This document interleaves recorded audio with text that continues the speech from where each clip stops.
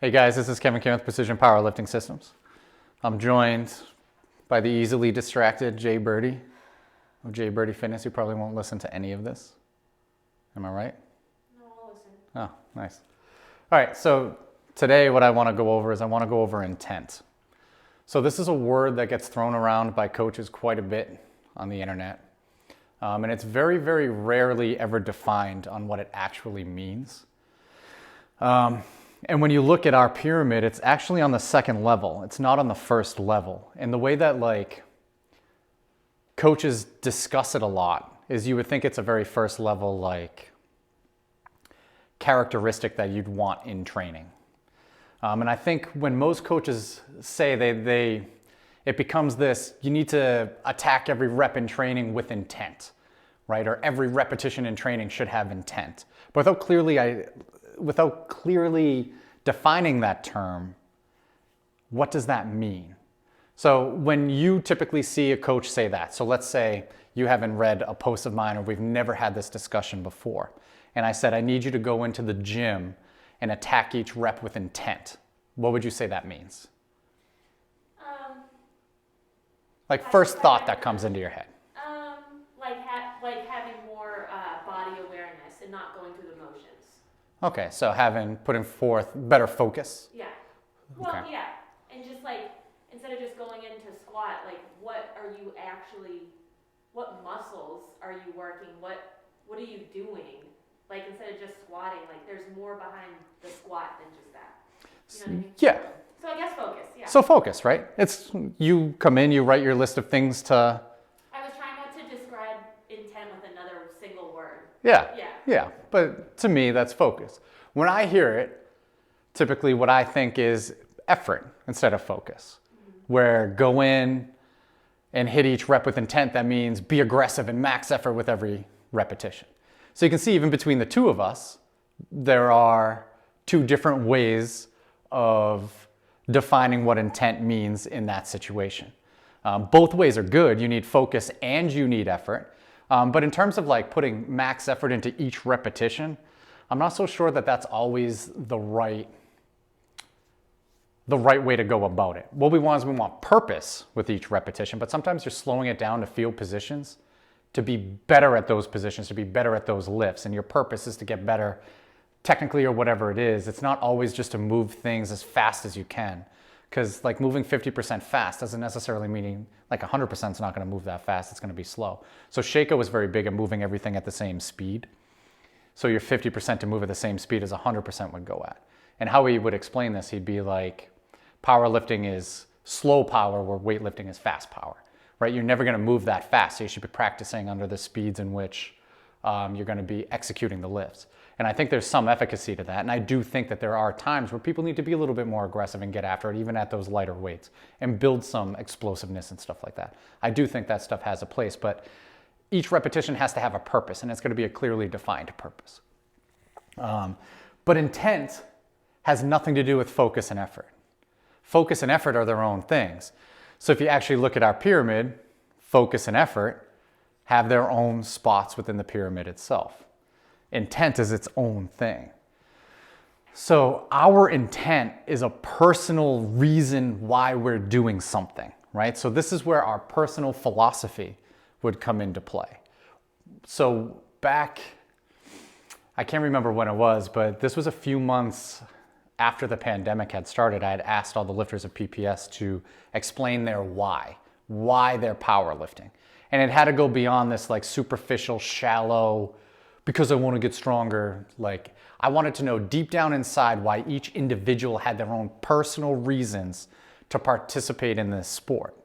And I felt it was really important at this time because, clearly there were a lot of lifters that I had that don't powerlift anymore. And all it took was the break of the pandemic and they never came back. They never came back to the sport. Jess agrees with me. Lots of people. I think just in the sport the sport in general, a lot of people saw, not just personally, but I lost a lot of lifters too. Oh yeah, yeah. The sport definitely took a massive hit in that case. So your personal reason why you do this, that's your intent. And whether you actually think about it or not, Your personal reasons are why you do everything. It's there. Your intent is always there, whether you're aware of it or not. Where you choose to live, what kind of car you choose to buy, every decision you make is guided by this intent. So it's extremely important to understand what that intent is and to actually have an intention that leads to positive outcomes. So if you have these, I think this is the best way to explain it. Where I think a lot of people have the intention of, I see this person doing this and lifting huge weights and getting all these likes on Instagram, and I want that. I want to be like that. And then they start lifting and they realize they're not quite like that, right? So their intention is, I want to be like that person. And they don't realize all the steps that that person took. So like any elite athlete, they've worked their fucking asses off. Like we have this like innate human nature of just wanting to believe that like Michael Jordan stepped onto a basketball court without having to work hard and is just the greatest player to ever play. But Michael Jordan was known as the hardest worker that's ever been to North Carolina, a huge NCAA basketball program. There's historic interviews of other Chicago Bulls talking about his work ethic and how nobody outworked him, right? So like we miss all of those hard steps in between that final outcome. And so we look at that final outcome and that's what we want, and then we expect that to happen as soon as humanly possible. Like if we're not making these huge levels of progress, what are we doing, right? So then that's where the frustration kicks in, the temper tantrums and stuff like that. Their intention is driving those decisions. So that's why this self-reflection is so important. And with this sport, you might come to the conclusion that I don't really like powerlifting, I'm gonna go do something else. Maybe I just wanna lift weights to be strong and and I want to explore a passion somewhere else, right? I'm not one of those that thinks you need to keep going around looking for your passion to see how things turn up. Because I think passion is cultivated, and passion is cultivated by being a student, which is why that's on our pyramid at the bottom, and just getting lost in the process of becoming better, right? But you'll realize when you actually come up with a real personal philosophy, it has nothing to do with the weight on the bar. It's a process-oriented piece to the whole thing. So like my personal philosophy is stand your ground. So to face every challenge head on. So to not retreat from a challenge, to give it my very best, my 100% effort. You can't give 110% effort. The people who are like, oh, I give 110%, fuck you, you don't. You need to give 100% effort every fucking day. You can't give 110%. It is literally physically impossible. It's the stupidest fucking thing that people say. Am I right? Yeah, who says it? I don't know. But it is, people do say it. Yeah. So that's my personal philosophy. So when I really did this like self-reflection, I looked back, right? I was good at every other sport I've ever done. I didn't have to try that hard in school. All of a sudden I pick up a sport like powerlifting. I'm 190 pounds struggling to squat 300 pounds. It was the first thing in my life that I did that I truly fucking sucked at. And I stuck with it. And over time, I learned a lot of valuable lessons from sticking with it. And I think for me, it offers a challenge, and it makes me dig deeper inside of myself because of the lack of external outcome success that I have in this sport. I don't lift a ton of weight compared to other people in my weight class. And when I really like sit down and think about it, like it just builds other qualities under these situations that have allowed me to become a better coach, a better person, and just continue to grow. I never faced adversity like that in other sports. So the frustration never really kicked in the same way. So it did make me have to dig deeper and come up with that personal philosophy. So that's why my personal philosophy is stand your ground, which means I tackle every challenge head on. I don't retreat from it, and I do it with every ounce of my being. So not with this half-assed, I'm trying my best type of attitude, but literally for me to look deep inside, am I putting all my focus, my attention, my effort, and doing everything to the best of my ability to get better at this, right? So when I view lifting for me personally, it's not always necessarily to make me a better lifter. Like lifting for me makes me a better coach, because my ultimate goal is to be the greatest coach I can possibly be.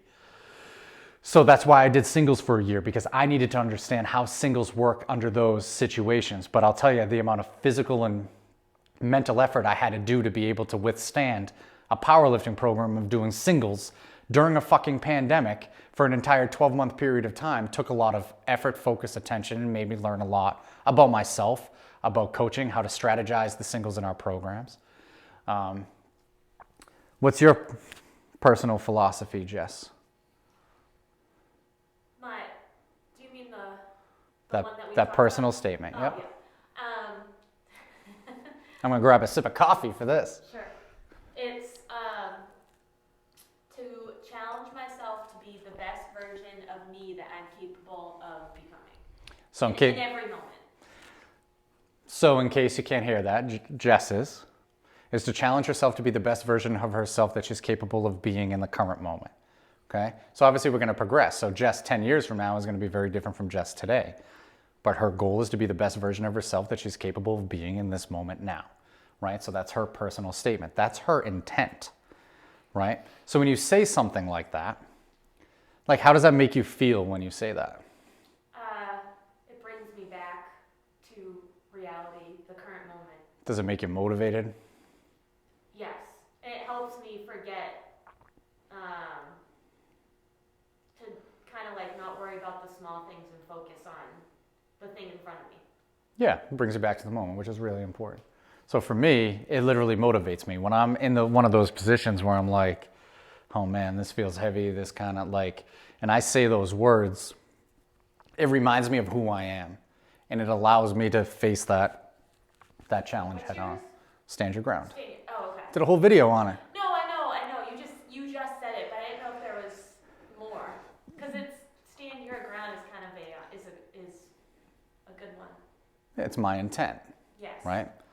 Which is very similar to yours because challenge is in there, right? So mine is to face every challenge head on, right? With 100%, right? With courage, with my focus, with my attention, with all of my energy to face every challenge head on. And it's very similar to yours. And most people's come down to like the same types of things. Mm-hmm. That's our intent. And our intent drives our decision making. So the reason that intent is a second level for us is because it requires a lot of self-reflection. Most people don't know. They can't speak their intent. Like ultimately, I think the greatest ability with your intention is to be able to say it in 5 words or less. So like I really worked on being able to get mine into a very, very brief, it's only 3 words, where Jess's is a little bit longer right now. So over time, as she continues to do her self-reflection and go through the process, she'll be able to condense down hers, which is probably 15 words or so, down to just a couple of words, because she'll truly know more about who she is. But that's our intention. And it's a second level thing because it takes a lot of self-reflection. So it's got to start with the mindfulness and just being aware of being in the current moment. And there's just a process of asking yourself a lot of questions to get what your intent really is. So it's not so easy as, oh, just go into the gym and take each rep with intent. That doesn't fucking mean anything to me, right? Like my intention has to be something that's going to drive me when I get a setback and something negative happens to me. I need to have an intention that's going to allow me to face that adversity and continue. So that helps to build perseverance and the resiliency, which is a bottom level piece, so just sticking with it. That helps to build that even more. So it's really important that we have that. The other part of our intent is it should give us this feeling that we want to attack every rep with 100%. So there has to be some urgency put on it, right? So I made a post today about I like Carol Dweck's growth mindset. I think it's great. I think the information is fantastic, that we want to sit there and learn from every mistake. And we want to have that student mentality, right? To not be like, I suck, this sucks, or play the blame game. That's that fixed mindset. We want to grow from our mistakes, right? That growth mindset. But what I think the growth mindset misses is it misses the competitive environment.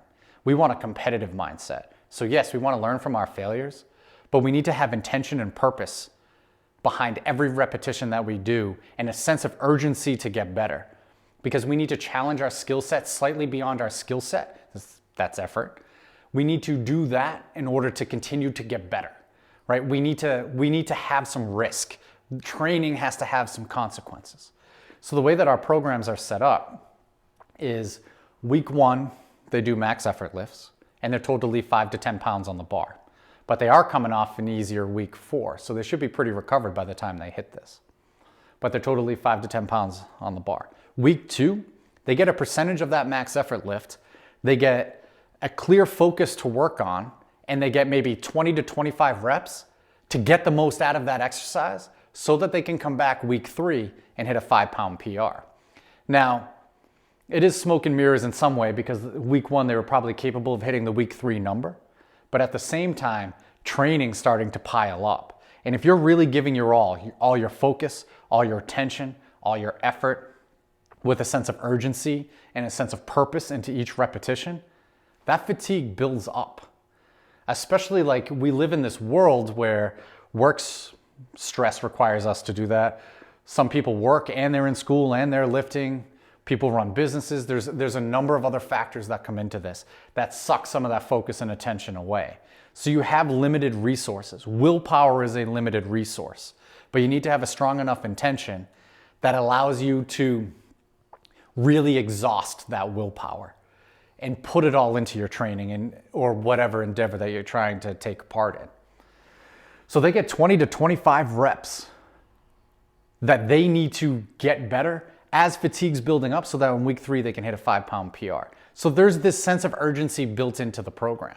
And if they do everything right, they're going to be able to hit that 5-pound PR. That's kind of their reward. If they don't, we want to learn from that mistake, right? So there's that growth mindset, but it's also a competitive mindset because we have intent, purpose, and urgency behind each effort that we're doing in the gym, every repetition that we're doing in the gym.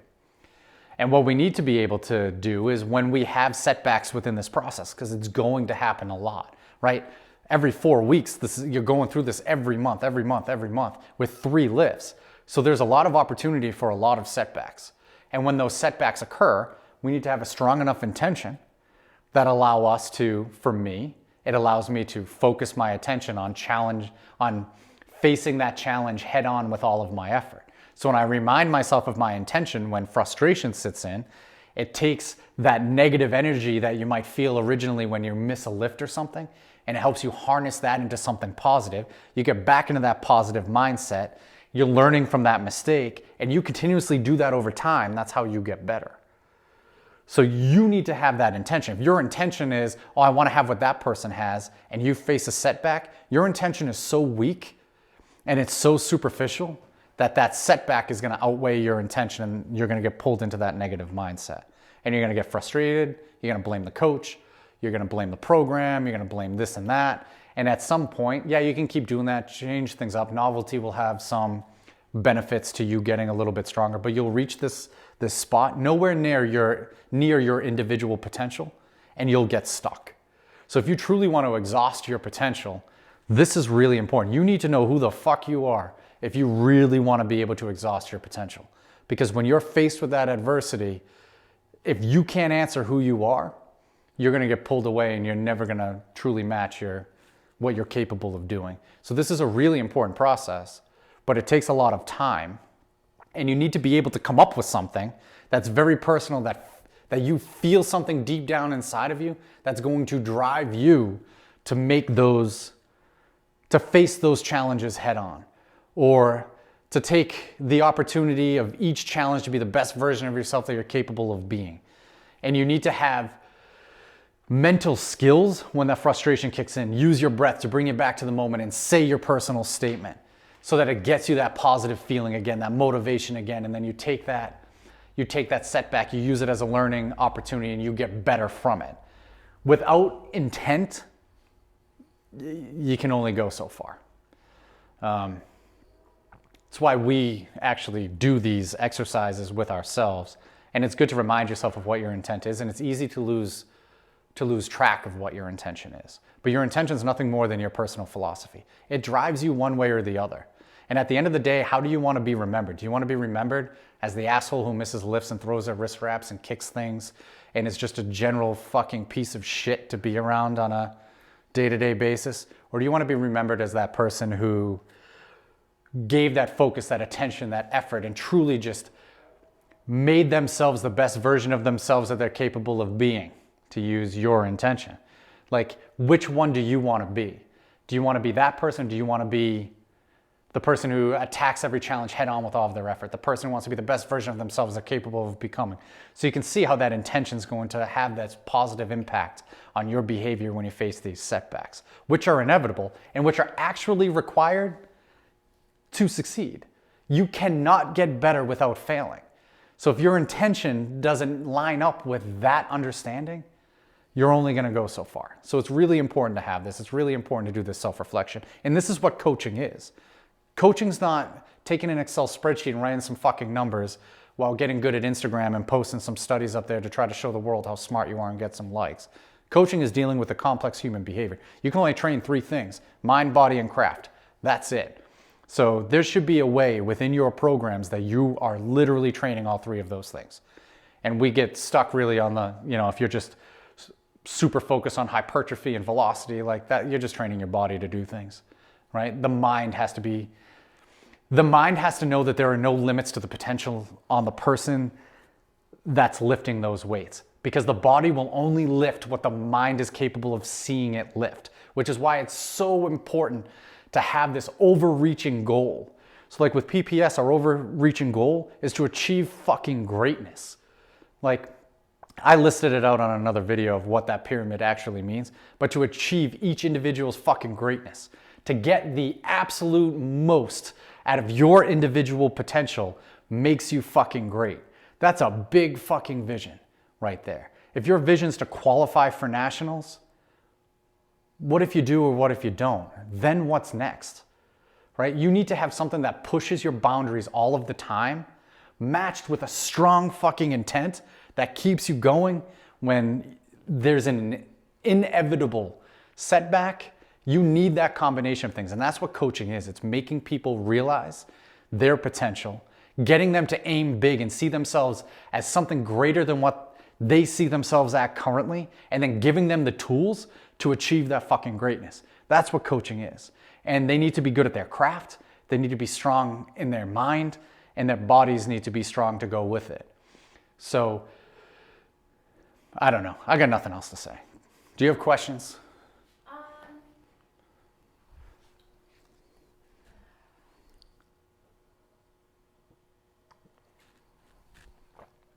I mean, sort of. How do you deal with clients or lifters that, are, struggling with personal things? How do you relay this message to them? Like, do you come across people who who give you their personal struggles, or are people surface with you? Depends on the person. Okay. I just was because sometimes I try to relay this to my clients, and we have different clientele, obviously. Do you have a specific example? Yeah, one of my clients, yeah, I do. Okay. One of my clients, or a few of them, have a big issue with lifting, in powerlifting specifically. I don't know if this makes any sense to what you're talking about, but I hope it does. With their body weight or whatever, and they feel like they're not competitive, so they feel like, why should they even do it? And it was kind of like going off what you were saying, how you're not competitive in your weight class. How does somebody keep doing something when they know they're literally never going to be actually elite at the sport, or even good at the sport? So that's why it's so important to identify what high performance is. Mm-hmm. So I'm going to read your definition of high performance because these are your clients, right? So I had, during skills class, I had the coaches and lifters and physical therapists that were in that class define what high performance is. So I have my own personal definition of high performance. And I'm going to read Jess's because this is with her client, so we'll help her with this situation. So high performance is being honest with yourself that you are giving it your all, accepting challenges as they come, doing the small things as hard and focused that you would do the big things. High performance is putting in the work you know you're capable of doing. So let's revisit this lifter that's concerned about their total, Yeah. right? So in that case there, if that's your definition of high performance, where in there does it say anything about number on the bar? It doesn't. It doesn't, right? So if you're clearly defining high performance as what I just stated there, you have to ask them, right? Okay. Well, are you being honest with yourself that you're giving it your all? If they say yes, it's your job to identify the places that they're not, right? Because I'll tell you, there's not a single person that I've ever coached that doesn't have an area that they need to work on, right? So you give your all to those efforts, right? A lot of times that, well, I suck at this, so I'm just not going to try that hard, becomes this self-fulfilling prophecy, right? And it's just an easy out. Her intent at that point, like what's driving her behavior, right? Her comparison to other people, right? So her personal philosophy at that time is going to be, or his, whoever it is going to be I don't match up to those people for whatever reason, right? Because I lift less weight, right? So you need to get her to do some self-reflection to be like, why do you actually do this sport? If it's to compare yourself to other people, it's never going to work out, right? But if your intention is, well, I want to, whatever it may be, I want to be stronger for my family, for whatever, right? Okay. Well, how do we work backwards from there, right? Because now you've got her intention. So now what that can help do, right? And it's going to be something that really means something to her. So when you get that situation where it's like, okay, now you have your personal statement, and now she comes in and she's like, well, I'm not lifting as much as other people and it's really frustrating. Okay, let's revisit your personal statement, right? Make her say it out loud. Are you doing the things to be here? Okay, well, how do we work backwards to do those day-to-day things, right? Well, okay, you're doing the small things hard and focused, right? You coming in and putting all your attention into your lifts and doing all, whatever it is, right? You just work backwards from that big area. Because her intention at that time, you just need to make her do some self-reflection to have a more positive outcome. Because nobody fucking gets into this sport just to lift X amount of weight, right?